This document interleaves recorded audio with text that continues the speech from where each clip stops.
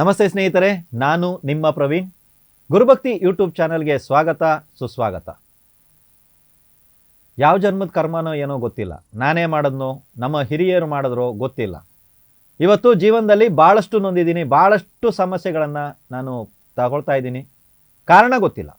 ಅದು ಈಗ ಇರುವಂಥ ಶತ್ರುಕಾಟನೂ ಆಗಿರ್ಬೋದು, ಪೂರ್ವಜನ್ಮದ್ದು ಕೂಡ ಆಗಿರ್ಬೋದು, ನಮ್ಮ ಪೂರ್ವಿಕರು ಮಾಡಿರುವಂಥ ಪ್ರಯೋಗ ಇತ್ಯಾದಿಗಳು ಆಗಿರ್ಬೋದು, ಅಥವಾ ಅವ್ರು ಮಾಡದೇ ಇರುವಂಥ ಹರಕೆ ಇತ್ಯಾದಿಗಳು ಕೂಡ ಆಗಿರ್ಬೋದು. ಯಾವುದೇ ದೈವ ಅಥವಾ ಯಾವುದೇ ದೇವರು ನಮ್ಮ ಕೈ ಹಿಡಿತಾ ಇಲ್ಲ.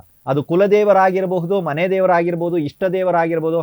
ಸರ್, ಈ ದೇವ್ರ ಹತ್ರ ಹೋದೆ ಸರ್, ಅವ್ರು ತುಂಬ ಚೆನ್ನಾಗಿದೆ, ತುಂಬ ಜನರಿಗೆ ಒಳಿತಾಗಿದೆ ಅಂದರು, ಅಲ್ಲಿಗೆ ಹೋದ್ರೂ ಕೆಲಸ ಆಗ್ತಾ ಇಲ್ಲ ಸರ್ ಅಂತಾರೆ ಕೆಲವರು. ಸೊ ಇಂಥ ಯಾವುದೇ ದೇವರು ನಿಮ್ಮ ಕೈ ಹಿಡಿತಾ ಇಲ್ಲ. ನೀವೊಂದು ಸಮಸ್ಯೆನಲ್ಲಿ ಸಿಕ್ಕಾಕೊಂಡ್ಬಿಟ್ಟಿದ್ದೀರಾ, ಹೊರಗಡೆ ಬರೋಕ್ಕಾಗ್ತಾ ಇಲ್ಲ, ನೀವೇ ಬರೋಕ್ಕಾಗ್ತಾ ಇಲ್ಲ. ದೈವದ ಒಂದು ಆಶೀರ್ವಾದದಿಂದ ಅಥವಾ ಅದರ ಒಂದು ಬೆನ್ನು ನೀವೇನಾದ್ರು ಮುಂದೆ ಬರೋಕ್ಕಾಗುತ್ತಾ, ಹೊರಗಡೆ ಬರೋಕ್ಕಾಗುತ್ತಾ ಅನ್ನುವಂಥ ಪ್ರಯತ್ನ ನೀವು ಮಾಡ್ತಾ ಇದ್ದೀರಾ.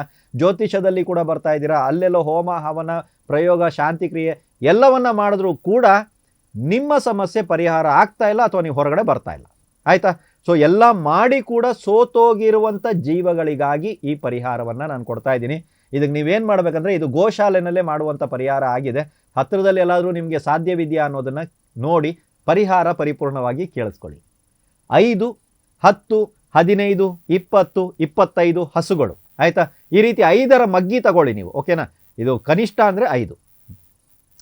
ಹಿತ್ತಾಳೆಯ ಗಂಟೆ ಇರ್ತದೆ, ಅದರ ಕುತ್ತಿಗೆನಲ್ಲಿ ಕಟ್ಟುವಂಥ ಒಂದು ಬೆಲ್ಟ್ನ ಸಮೇತವಾಗಿ ಒಂದು ಹಿತ್ತಾಳೆ ಗಂಟೆ ಬರುತ್ತೆ, ಇದು ನಿಮಗೆ ಸಿಗುತ್ತೆ.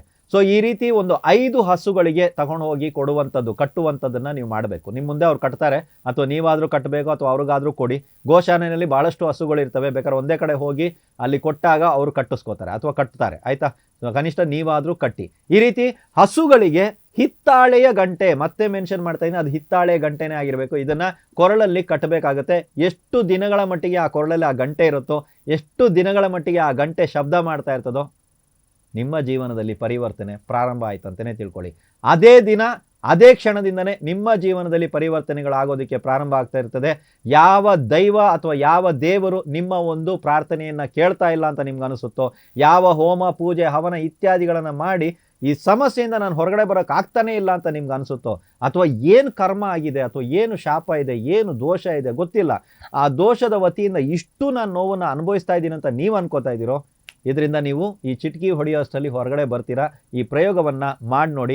ಆದರೆ ಕನಿಷ್ಠ 5 ಹಸುಗಳ ಮೇಲೆ ಈ ಪ್ರಯೋಗವನ್ನು ತಾವುಗಳು ಮಾಡಬೇಕಾಗುತ್ತೆ. ಇದರಿಂದ ಖಂಡಿತವಾಗಲೂ ನಿಮ್ಮ ಜೀವನದಲ್ಲಿ ಈಗಿರುವಂಥ ಸಮಸ್ಯೆಯಿಂದ ತಾವು ಹೊರ ಬರ್ತೀರಾ. ಅದಾದ ನಂತರ ನೀವು ಇನ್ನೂ 5 ಹಸುಗಳಿಗೆ ಕೊಡ್ತೀರಾ, ಕೊಡಿ. ಇನ್ನೂ 10 ಹಸುಗಳಿಗೆ ಕೊಡ್ತೀರಾ, ನಿಮ್ಮ ಇಷ್ಟ. ಯಾರು ಬೇಕಾದ್ರೂ ಈ ಪ್ರಯೋಗವನ್ನು ಮಾಡ್ಬೋದು, ಅಂದರೆ ಯಾರು ಬೇಕಾದರೂ ಈ ಪ್ರಯೋಗವನ್ನು ಮಾಡಬಹುದು. ಜೀವನದಲ್ಲಿ ಇಕ್ಕಟ್ಟಲ್ಲಿ ಸಿಕ್ಕಾಕೊಂಡ್ಬಿಟ್ಟಿದ್ದೀನಿ, ನನ್ನ ಸಮಸ್ಯೆ ಏನಿದೆ ಅಂತ ಗೊತ್ತಿಲ್ಲ, ಜಾತಕ ತೋರಿಸಿದಾಗ ಒಬ್ಬರು ಒಂದು ದೋಷ ಅಂತಾರೆ, ಇನ್ನೊಬ್ರು ಇನ್ನೊಂದು ದೋಷ ಅಂತಾರೆ, ಇನ್ನೊಬ್ರು ಶಾಪ ಅಂತಾರೆ, ಇನ್ನೊಬ್ರು ಪಿತೃದೋಷ ಅಂತಾರೆ, ಇನ್ನೊಬ್ರು ಸರ್ಪದೋಷ ಅಂತಾರೆ. ಯಾಕೆ? ಯಾರೋ ಮಾಡಿದ ಕರ್ಮ ನಾನು ಅನುಭವಿಸ್ತಾ ಇದ್ದೀನಿ ಸರ್, ನಂದೇನೂ ತಪ್ಪಿಲ್ಲ. ಈ ರೀತಿ ಇದ್ದವರು ಕೂಡ ಈ ಪ್ರಯೋಗವನ್ನು ಮಾಡಿ ನೋಡಿ.